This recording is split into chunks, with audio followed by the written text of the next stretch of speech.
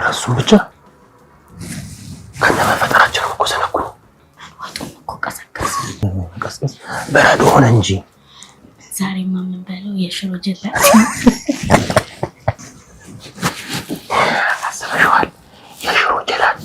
በረዶ እንደዚህ ምሳሌ እጅና ውጭ ጋር ከቤት ነው አቆደ ቅድስትዬ እኮ ከቤት አትወጣም አዎ ምሳሌ ቅድስት አትወጣም ይልቅ እናትሽ እንድትሆን እንሰራለን እንዴት አቆደ እኔ መልሳል ትወልደኝ ነው በቃ ተጫዋማምተንሽ ቅድስትዬ ተጠቅለሽና እንድትወልድሽ እናደርጋለን ኧረ አባቴ ምን እያያዝክብኝ አይደል እሺ አሁን ቅድስትዬ እናቴ እንድትሆን ምን እናድርግ እንዴ ምሳሌ